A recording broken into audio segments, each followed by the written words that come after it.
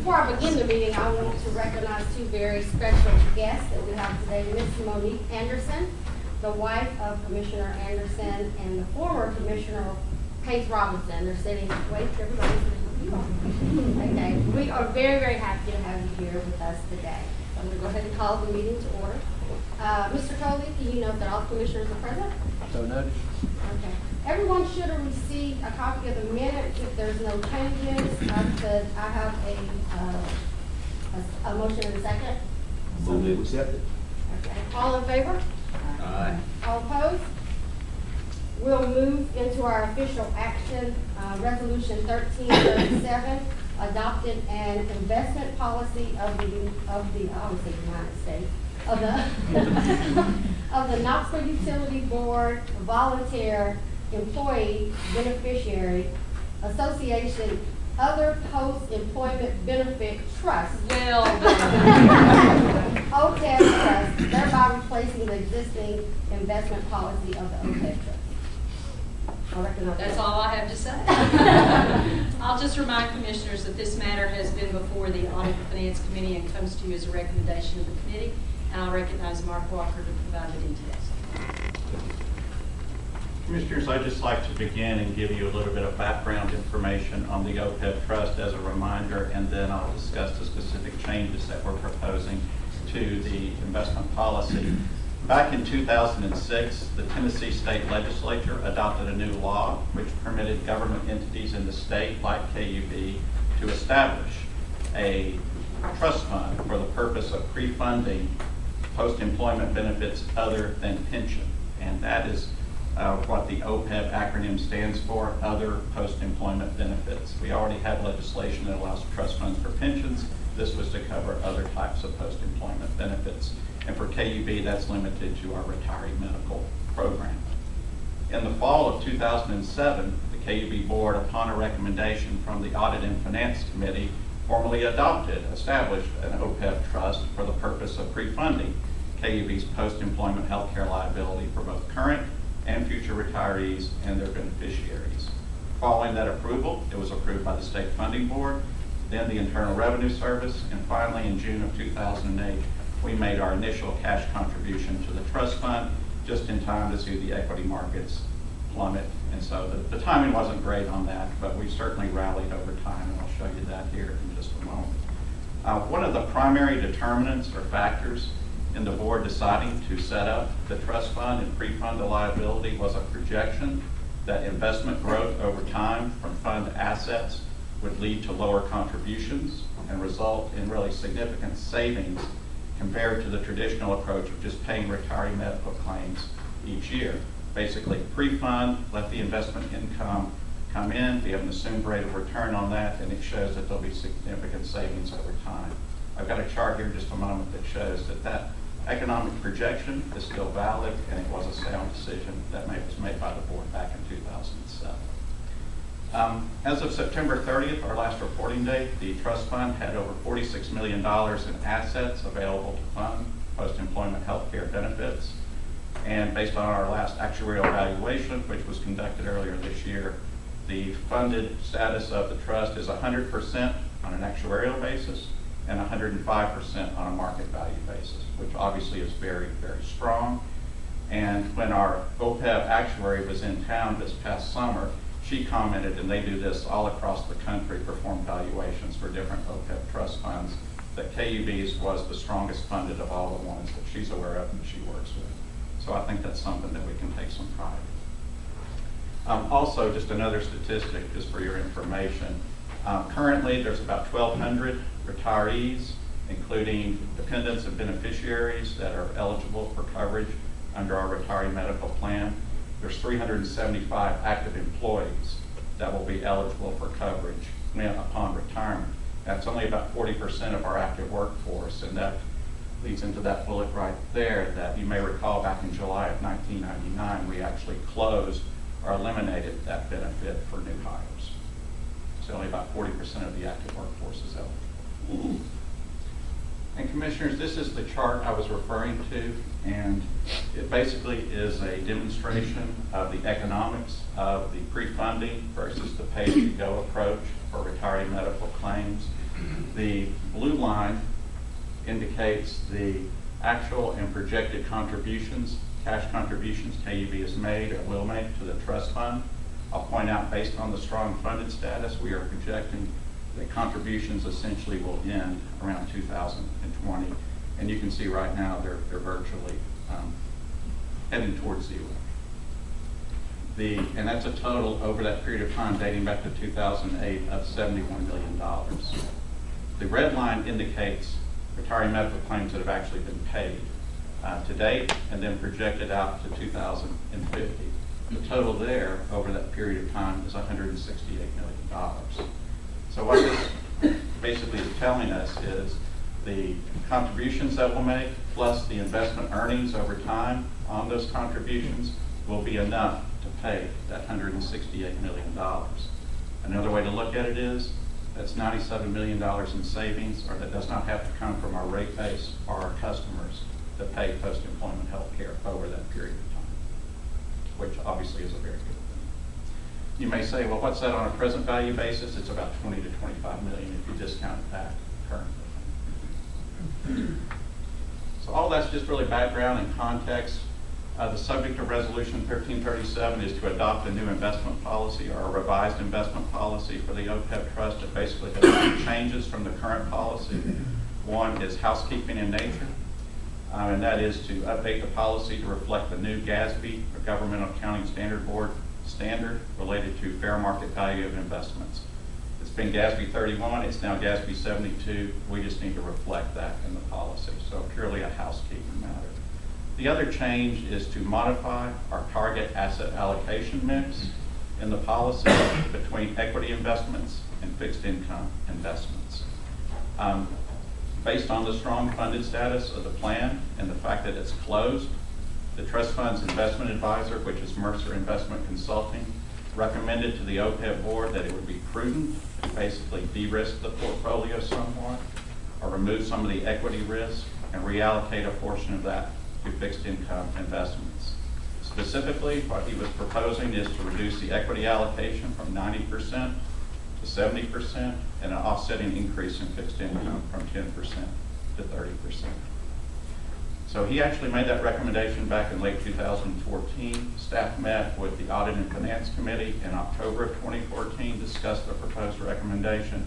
They agreed to go ahead and do the asset allocation change based on the fact that in the current policy, there's a tactical range, there's a target allocation percentage, and then there's a tactical range that allows for short-term changes in asset mix. So based upon that, the committee agreed, let's go ahead and make the change with the understanding that we'll come back to the board and need to update or modify the target allocation to reflect the change in equity and fixed income portions, which is really why we're here today, along with changing the policy for the new GASB standard. So Resolution 1337 basically does that. Through that, the board is adopting a revised policy that changes the target asset allocation for equity and fixed income and updates for the new GASB standard. And I'd be happy to answer any questions. Okay, this matter having come as a recommendation from the Audit and Finance Committee, it requires no second. Before we proceed to vote, are there any visitors that would like to speak or address the board on this matter? Okay, Mr. Coley, will you please call roll for Resolution 1337 on first and final reading? Commissioner Anderson? Nay. Commissioner Hamilton? Aye. Commissioner Herbert? Aye. Commissioner Pennell? Aye. Commissioner Thompson? Aye. Mr. Williams? Aye. Commissioner Worden? Aye. Notwithstanding the nay vote, Resolution 1337 is passed. Mr. Coley, since I was clearly outvoted, I'd like to change mine to, as a way of explanation, for those of you who don't attend meetings, for 14 years I've had to go first. And I always say aye. I just wanted to see what would happen. And you saw all of us look at you like, what? Thank you, Bruce, for that. We'll miss that. Okay, President's report. Minta? Commissioners, there's not a person in town who doesn't know the impacts of Century 2, most particularly Commissioner Anderson, of course. So we've asked Mark Raha, as a closing gesture to his term on the KUB board, to update everyone on Century 2's downtown project and to talk about phase 3 of that project. So I'll recognize Mark. I was in a meeting earlier this week with Commissioner Anderson, so he's going to get to hear a lot of this presentation a second time this week, so it's an honor to him. We have made a lot of progress since last time I was here. I was here in September to give an update on the progress, and we want to tell you a little bit more about what's happened in the last several months. If you remember, this project began as a part of our Phase 10 program to replace our wastewater utilities, and we included our water system upgrades in the downtown area as part of Century 2. We also had a new development going on in the downtown area. It was Marble Alley, so we extended both electric and gas facilities to that development, and we included all those utilities in this particular downtown project. We've planned the project so that we'll be able to complete all of our upgrades in the downtown area at the same time and avoid disruptions to the neighborhood. This map, you've seen it before, but it does show the areas that we've been working in. Phase 1 began in July 2014, and it is complete. And it was completed earlier this year in February. And again, this is the area where we extended the gas and the electric around Marble Alley, in addition to the wastewater lines that were completed there. For reference, here's the State Street Garage, here's White Castle, and the Knoxville Convention Center. Phase 2 began earlier this year in February as well, and we've made a lot of progress, and the plan is to have this phase completed in January of 2016. So we're about a month and a half away from finishing up Phase 2. Just a few of the details of where they're going to be working here to finish up Phase 2. This week they made a really special, a great push to be able to finish up before the holidays. So there's been quite a bit of paving going on Hill Avenue and Gay Street, between State Street and Gay Street. We have work going on actually off this map on Hall of Fame. We've had a road closure up there just south of Summit Hill. That should be finished by tomorrow afternoon. Road opened back up and all the work is finished in that area. We're having to be back one last time, hopefully in the Journal Place area, to actually put a new sewer line in there. We're actually using a cured in place liner. So we have to dig one hole kind of up near Gay Street in Journal Place, do the work, and it should be finished by tomorrow as well. We've driven in the Walnut Clinch area.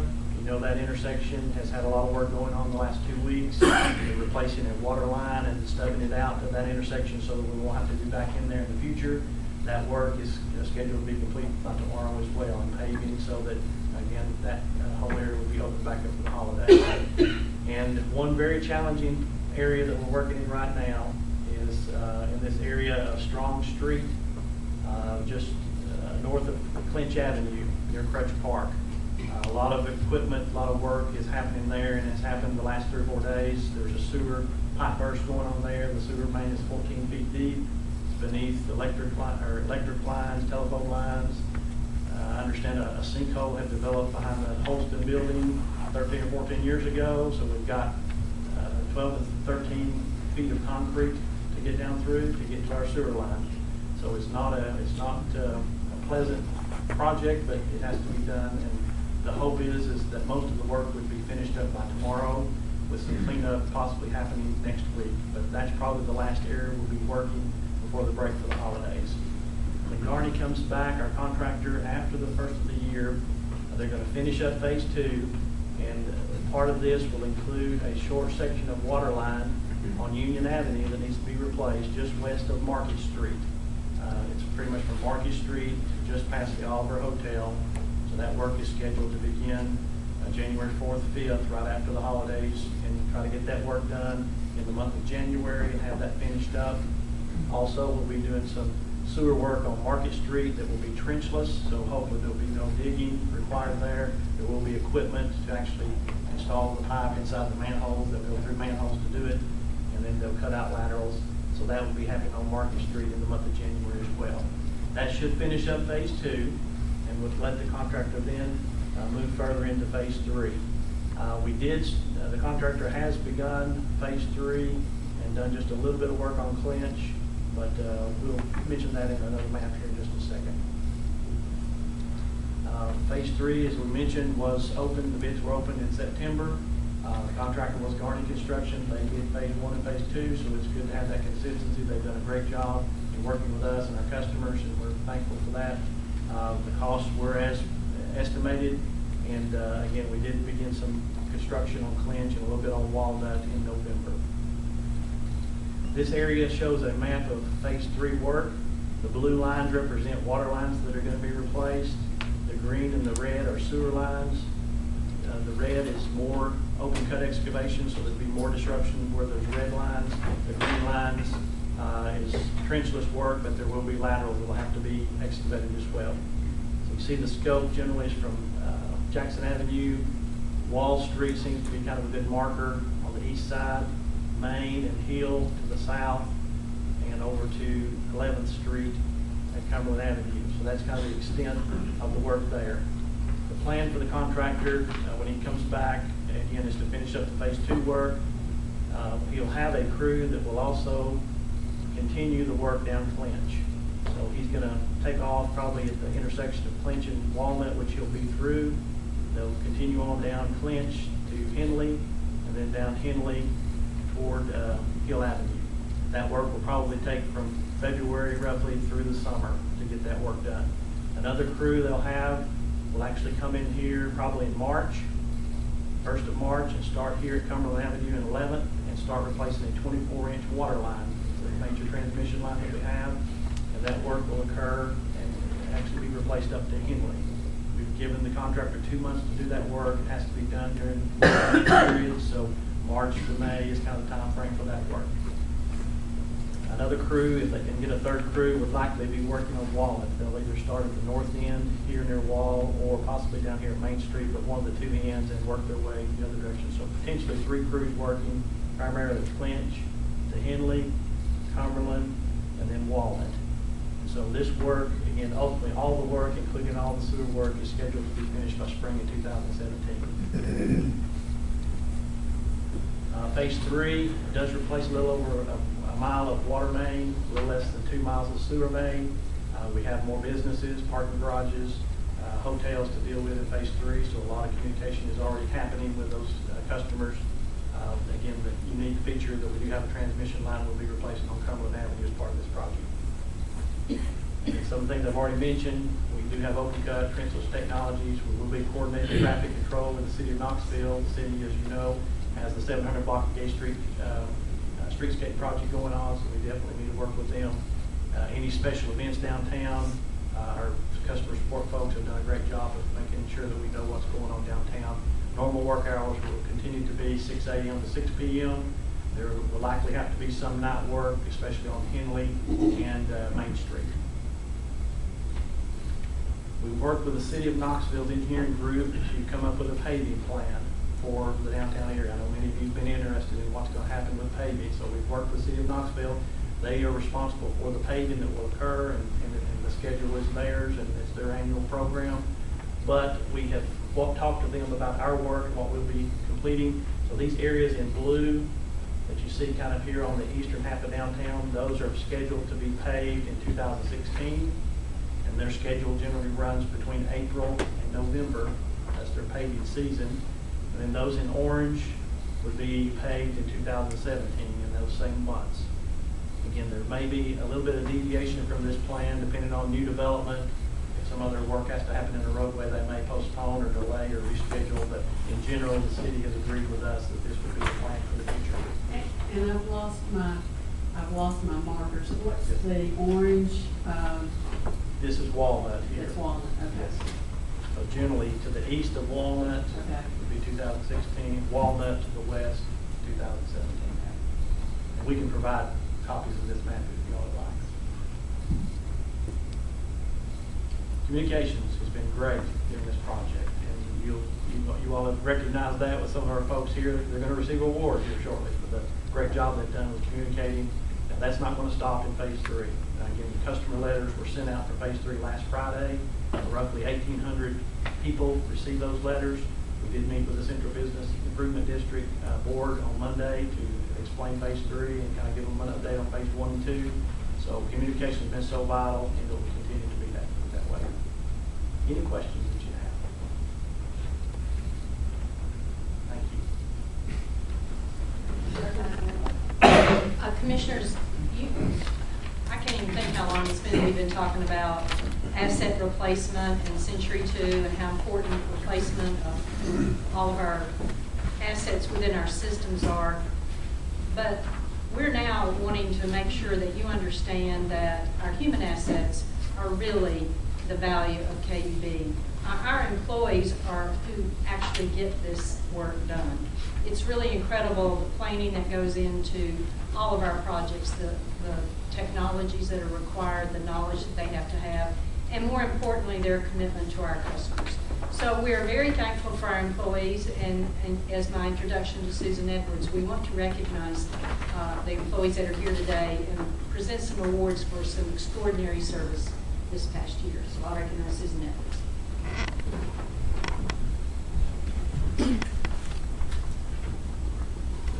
So as you see, we have a full house today. We're very excited about that because this is a chance for us to recognize our employees.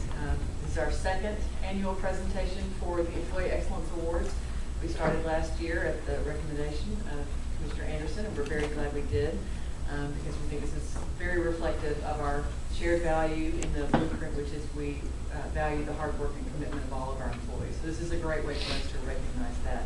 It's also the capstone event of a year-long recognition of employees. We try to do as good a job as we can throughout the year of noticing those small victories all the time, whether it's through just a brief handwritten note or an email when someone's done something that's gone really well, up to things like luncheons. We had a luncheon for our HR information system implementation team after their project was done because it went really well, so we recognize those achievements throughout the year. There's even, I think, Mark, is it your department that has a monthly award that they present for employees in their area who exhibit strong customer service skills, so they pass that around. So employee recognition is something we try to do throughout the year, but certainly this is the sort of cherry on top at the end of the year.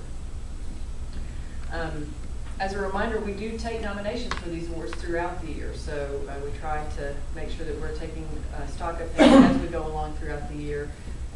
In the fall, the executive staff reviews all of the nominations that have come in and begin the very difficult task of narrowing that down to the 5 groups that you're going to hear about today. It is a challenging situation because there's a lot of good and worthy folks across the board, but we do try to pick the ones that we think are most reflective of success during the year. We then take that list of 5 and we share it with the chair, and she's made her selection for the board chair award this year as well, and we'll be hearing about that one last.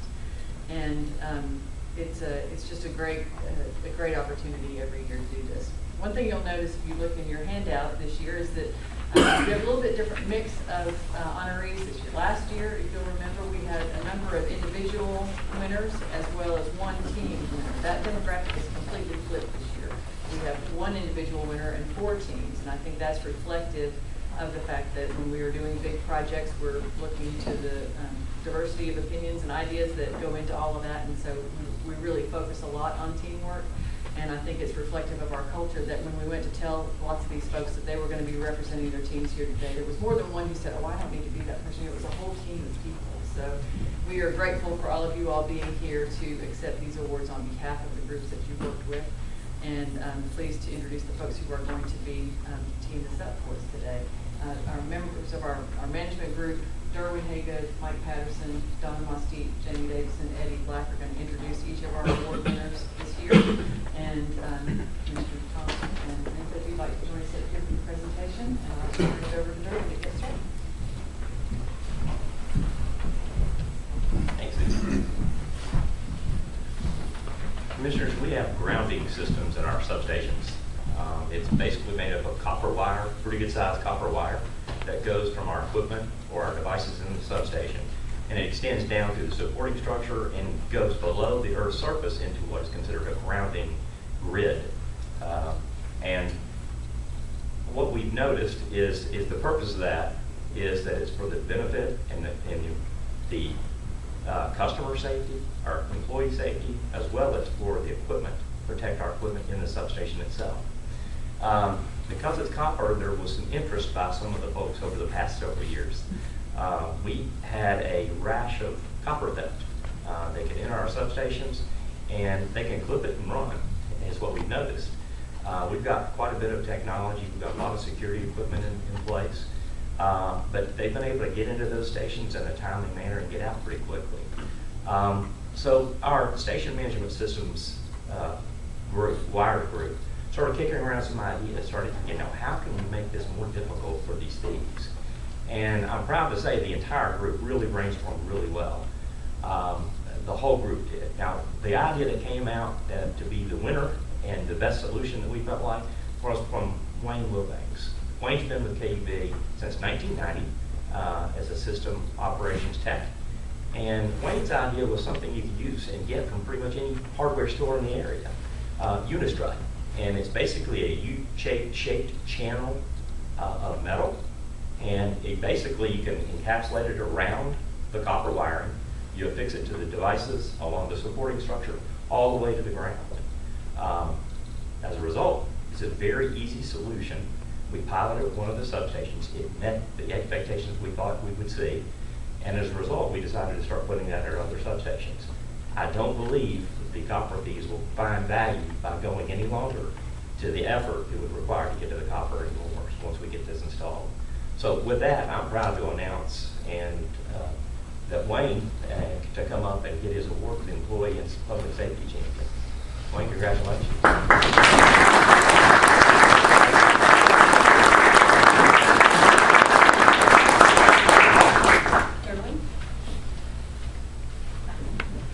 He's camera shy. Me too.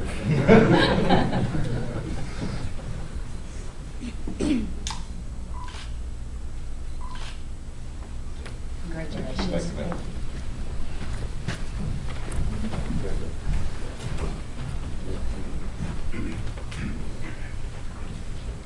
Commissioner, several years ago, we recognized the need to have additional capacity in the eastern part of our system. This next project we want to recognize is our East Knoxville Substation Project Team. Over 10 years ago, our engineering group, or engineering models, recognized that we needed to have additional capacity at the far east end of our system. And they began discussions with TVA on how we could both build a collaborative substation site to serve both TVA's needs and KUB's needs. KUB's portion of this project was a little over $15 million. This substation that we built, that you see some photos of here, it took over 10 years from the time that we recognized that we needed to build a substation to go through all the permitting processes, ordering equipment, complete the design and construction. And the actual construction itself took over 2 years to complete. We're glad to say that this substation was put into service this September and is serving our customers well. Part of the team that we want to recognize this morning includes several different individuals. We have Steve Carringer from our electric engineering group, Jeff Lowe from our information services department, Bill Minot also with our electrical engineering department, Nathan Parker from our systems operations group, and Randall Walker from overhead construction.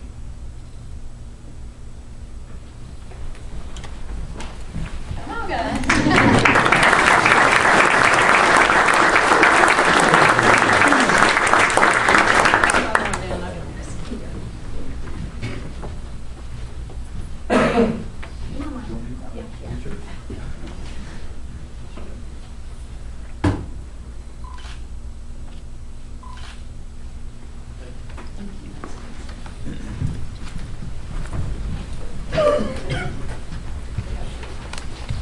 As Mark mentioned, in July of 2014, we started the downtown Century 2 rehab and replacement program. And obviously that's very complex from an operational perspective, but as many of you know, I think it's even more complex given the varied customers we have. We have residential, we have businesses, and all those customers have different needs. So in addition to replacing over the last year and a half and rehabbing 42,000 feet of water and wastewater lines, We have worked hand in hand with our customers, and we have a customer communication team that was there about every day and even before the project started, and we'd like to recognize them today.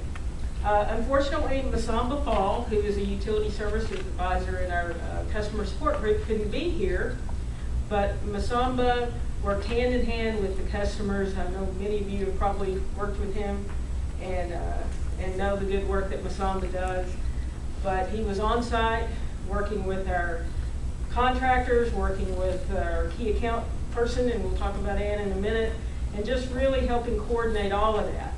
So if you see Masamba and you want to thank him, you can do it in 4 different languages. So he speaks French, German, of course English, Spanish, and probably 2 or 3 more. So he is a great resource for us. Next is Ann Heater. Ann has been with KUB about 13 years. Ann started out as a customer counselor, which really helped in her role. She just has that understanding of customer needs. Currently, she's a key account representative. So, and I will mention, in addition to their regular duties, this project was sort of on top of that. And they all did a great job of staying ahead of everything and communicating with our customers. So Ann was there giving, talking to banks, talking to the courthouse and various other customers to coordinate when we were going to do the work, let them know beforehand, hand delivering information about the projects. Next is Stephanie Midget, who's been with us a little over a year and a half. Stephanie is a former meteorologist, and so she is very familiar with cameras and media and all of that, and all of our social media, Twitter, Facebook, and the blog, which we have had over 122 blog postings and counting. So Stephanie, even before we got started officially with the work, was there setting up the blog, establishing the community meetings, working hand in hand with our contractor construction and customer support folks. And Brian Walker has been with us 30 years, and he's an inspector in our water system engineering group. And Brian is the guy there every day, and he will continue to be there every day. And Brian is so valuable because he has this unique perspective of understanding the operational and the technical aspects of the job and being able to explain that and bridge that with our customer and communication folks. And he just gets it from a customer impact report standpoint. So just really a linchpin for this whole process. So with that, if you 3 want to come up, and we will recognize you.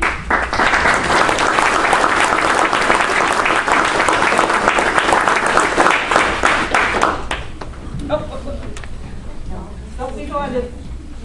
We all got the memo, I think. All right. We're color coordinated today.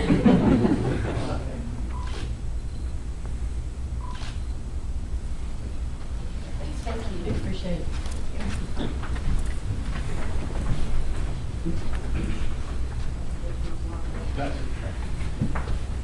Commissioners, it was almost 5 years ago now that KUB was fortunate enough to receive a grant from the federal government, the Department of Energy, as part of the American Reinvestment and Recovery Act, also known as the stimulus grants, and we were very proud of that. A lot of our sister utilities in the area didn't get to achieve one of those grants, and it didn't take long to realize that we had a lot to do to get done as part of that grant to comply with that grant. As you may recall, we talked about it quite a bit, but that grant incorporated installing about 6,000 meters in the Fort Sanders and UT area, expanding the network to talk to those meters across our entire system, building a fiber network in that area so that our substations and other devices could talk to each other, as well as piloting new technologies that will help improve operational reliability and efficiency. What we didn't know fully at that point in time until we visited in DC was understood all the other reporting and complex reports that we'd have to file to stay in line with the requirements of the federal government. And I'm pleased to report that after 5 years of hard work, we finished on time, on budget, in full compliance with the federal government. Every year, DOE would send somebody in here to take a look at the project, and they were always so complimentary of the hard work that went on by KUB's men and women inside of this project. We were very pleased with that.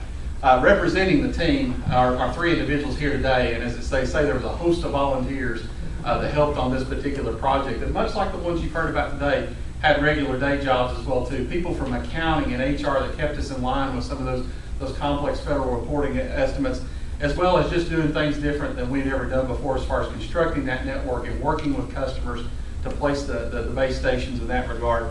But here today are our two project managers, Larry Boggs from our system operations group that headed up that fiber and distribution and substation automation side, as well as Eric Green, who is project manager of the entire project and specifically on our AMI side, as well as GT York, who is one of our sysop techs, who has had a lot of opportunity to learn and grow about this new technology and really has kind of transformed what his job every day at KUB is like, and it's a brave new world. The foundation of what this group has been able to achieve is really going to springboard us into what you all heard about now for the last 2 years, talking about the new grid modernization project that will be upcoming as we're beginning that. So with that, I'd like to ask Eric and Larry and GT to come up and be recognized.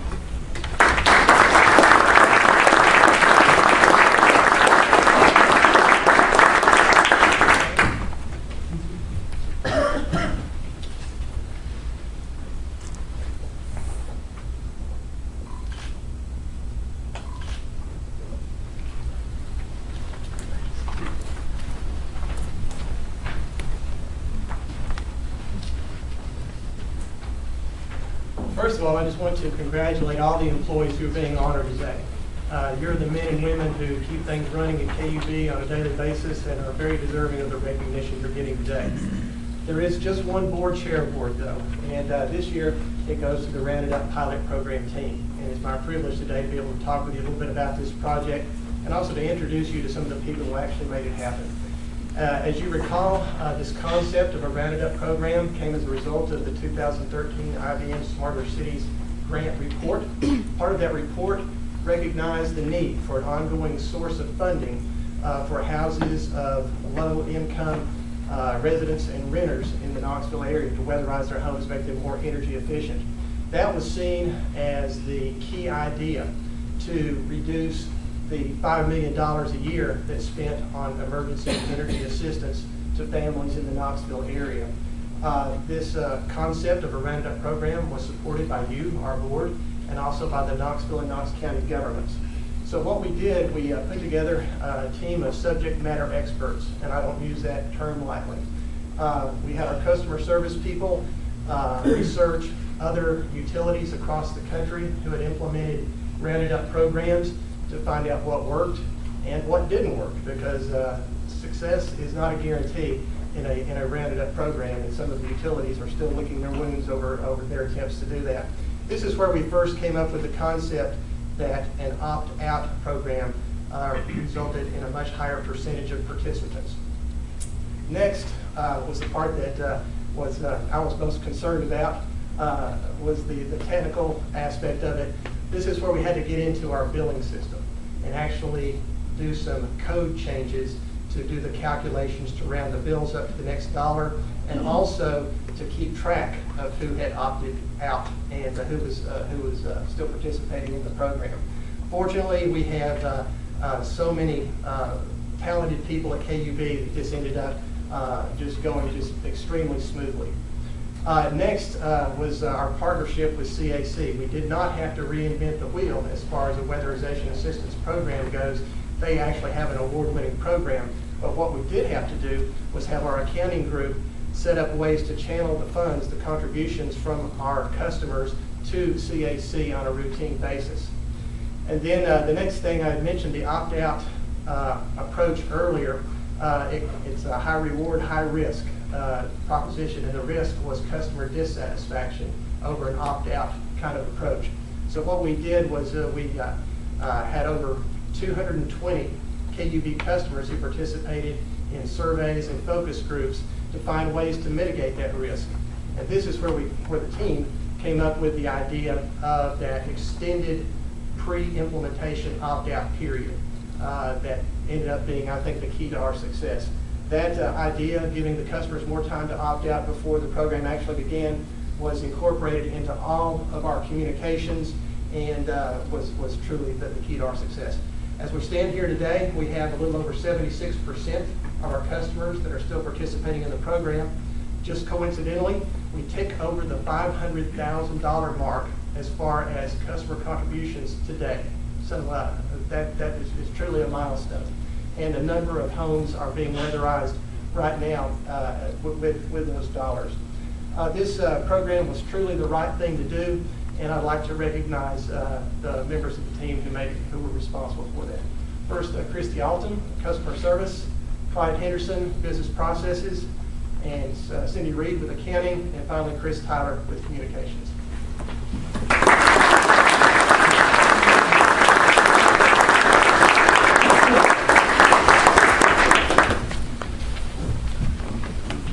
I'm going to stay over there after we take the picture, but okay.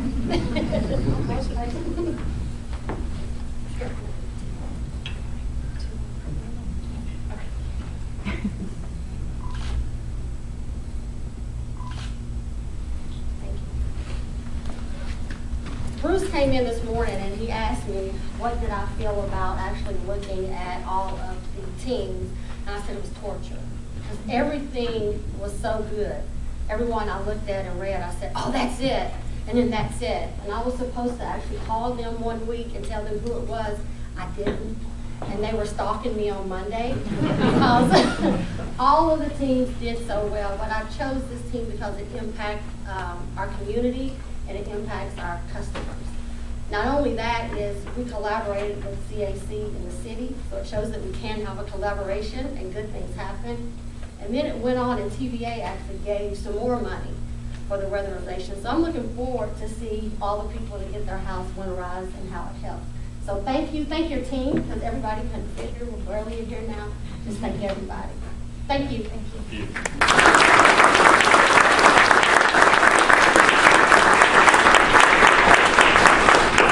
I want to add my comments to Nikisha's. First, I want to thank the board for your recognition of the employees. It's so important to them to know that you all care and recognize the hard work they do. The rest of my comments are really for you all. It's extraordinary what you all do day in and day out that you don't get recognized for. There's so much that you do just because you care about our customers and because you care about our system.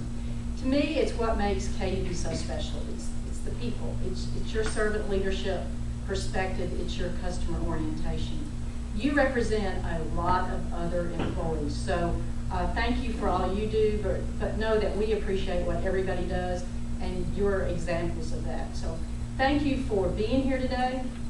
Many of you, when we came to meet with you to let you know of this recognition, probably would rather be out doing your real jobs right now than sitting right here.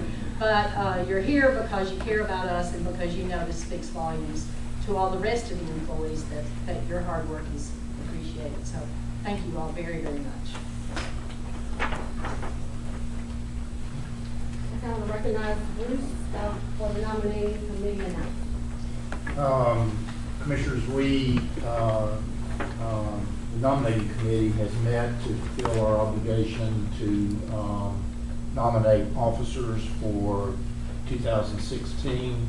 We met today and are pleased to nominate the following slate of officers for this next year. Chair, Nikisha Thompson. Vice Chair, Sarah Pennell. Secretary, Mark Walker.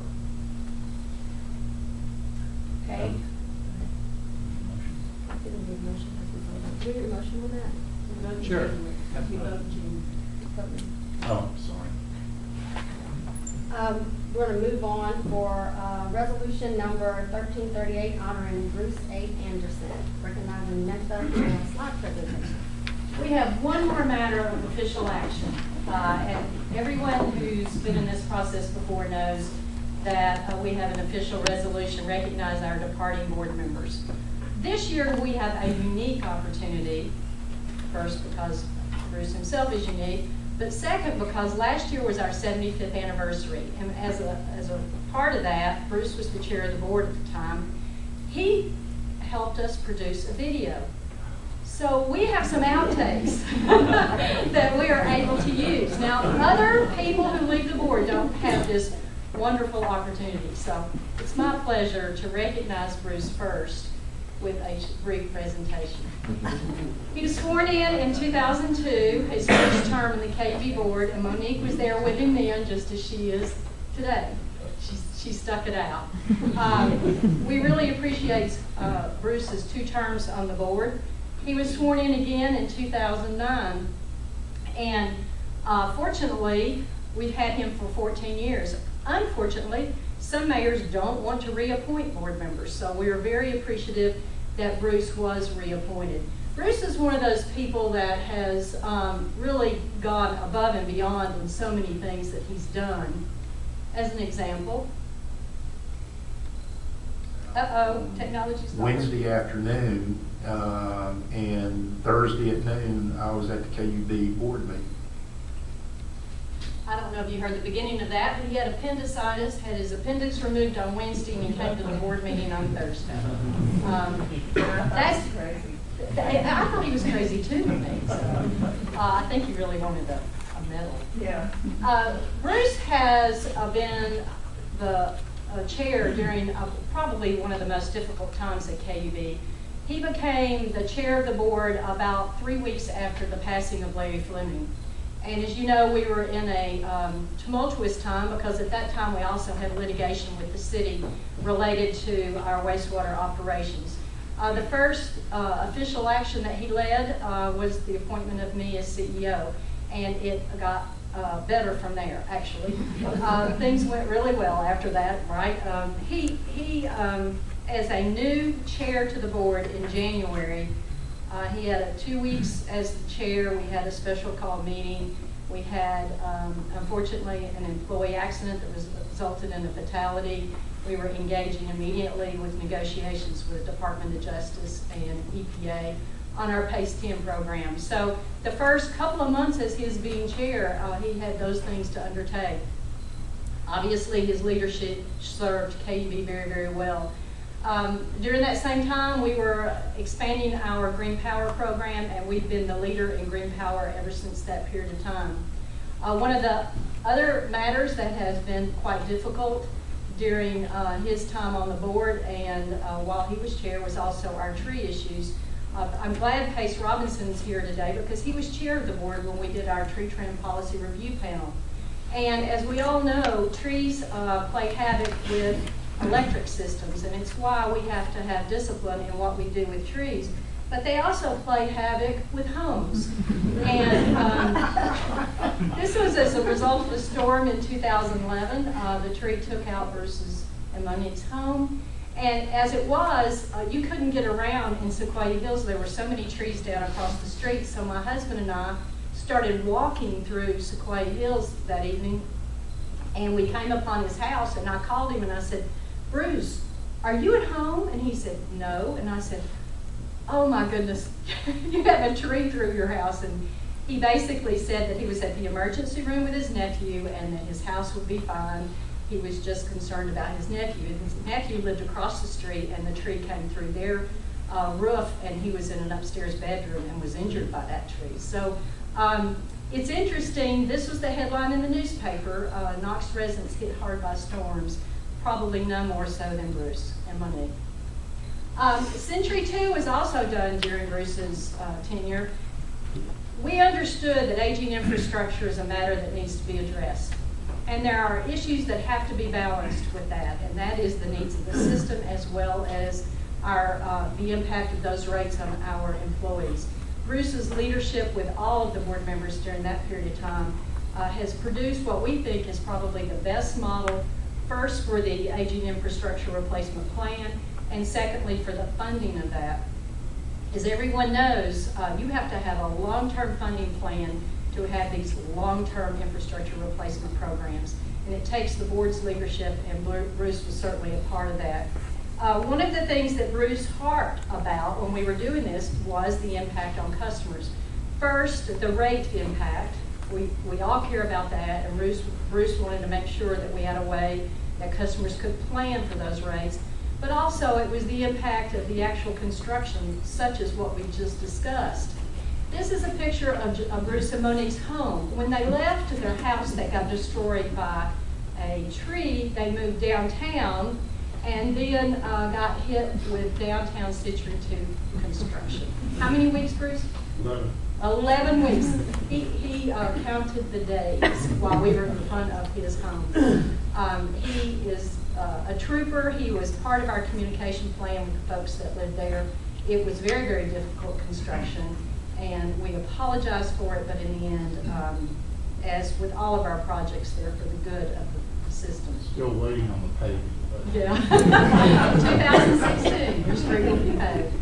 He's also been willing to meet with the public, be out among our customers, representing the board and all of KUB. This was our press conference with Rounded Up, and he's always been willing to do those things if asked.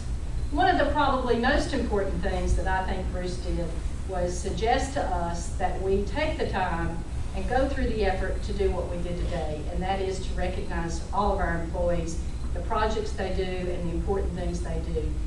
This program started last year at his suggestion. We had our first awards. And one of the reasons I think this program means so much to Bruce is because he really doesn't understand what we do here. He has an appreciation for what we do, but he really doesn't understand it. Does it make sense to me as an engineer would? No. In 12 years, I couldn't tell you how electricity is made. No idea.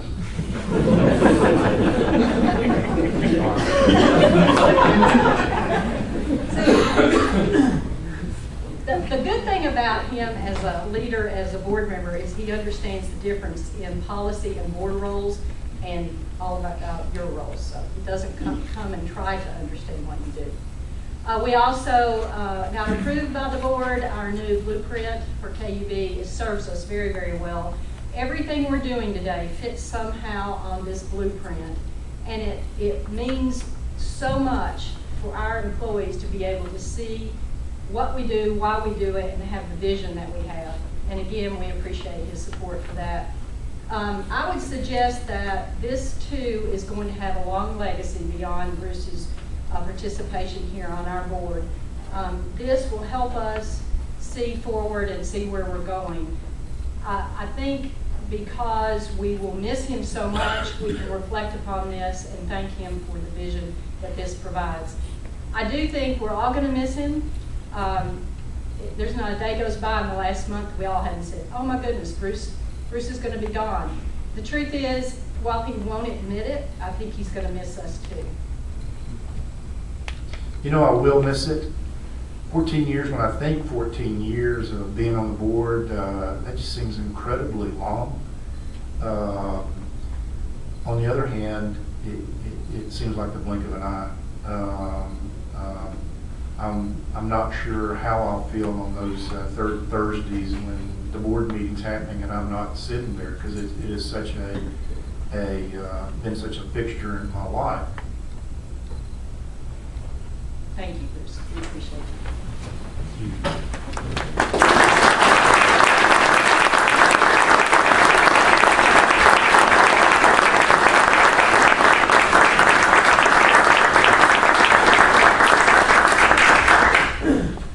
All right, Cole, you want to read the resolution, please?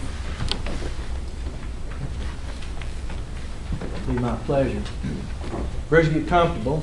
You could add something in there for him to say that part of it. This is resolution number 1338, a resolution of the Knox Utilities Board concerning Bruce A. Anderson, who is concluding service as a commissioner. Whereas Bruce A. Anderson became a member of this board in January of 2002 and has now served faithfully for 14 years, including serving 2 terms as its chair, and whereas he was first elected chair in 2004 and his first job was to preside over the naming of a new CEO, and whereas Commissioner Anderson supported KUB's accelerated wastewater system replacements in 2004 with the $650 million PACE 10 program, which addressed requirements of the federal consent decree issued to KUB in 2005, and increased KUB's wastewater capital program spending from $1 million per month to $1 million per week. And whereas during his tenure, Commissioner Anderson supported the establishment of the Century 2 program, including long-term funding plans, thereby committing to accelerate investments for aging infrastructure across all systems, allowing for timely replacement of system components. And whereas Commissioner Anderson was an advocate for customers, recognizing the balance between the needs of business and residential customers, the need to invest in the system, and the need to manage costs. And whereas KUB implemented significant cost-saving measures, including a 10% reduction in full-time staffing, the closure of its defined benefit pension plan to new entrants, and the elimination of non-critical programs, which combined with other cost reductions has saved KUB customers in excess of $100 million during his tenures. And whereas Commissioner Anderson recognized the need to eliminate the root cause associated with ongoing emergency assistance and supported the implementation of Rounded Up, a program which would allow customers to round up their monthly utility bills to the next whole dollar to provide funding for low-income weatherization. And whereas Commissioner Anderson recognized the hard work, dedication, and service of KUB employees through the establishment of the Employee Excellence Award, the first ever board employee recognition program. And whereas in addition to his active role as commissioner during his tenure, he has served as chair and vice chair of the board, as well as chair of the Audit and Finance Committee and the Nominating Committee. And whereas Commissioner Anderson has further distinguished himself and KUB through his involvement in the business community, and during the past 14 years he has consistently acted in the best interest of KUB and its customers. Now therefore, be it hereby resolved by the Board of Commissioners of the Knox Utilities Board, Section 1, that this board hereby gratefully acknowledges and commends Bruce Anderson for his dedicated service to KUB, its employees, customers, and our community. Section 2, that the board recognizes Commissioner Anderson's effective service, and that the board genuinely regrets that his time on the KUB Board of Commissioners has concluded. And Section 3, that this resolution shall take effect from and after its passage, and that a copy shall be provided to Commissioner Anderson. And this resolution has been signed unanimously by all of the other commissioners, and I present this to you this time.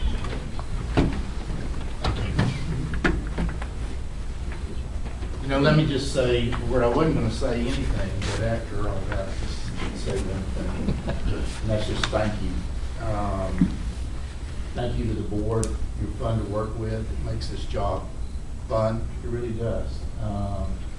Thanks to Mintha and all of the senior management team. It just, you can't explain to people how comforting it is as a commissioner or a board member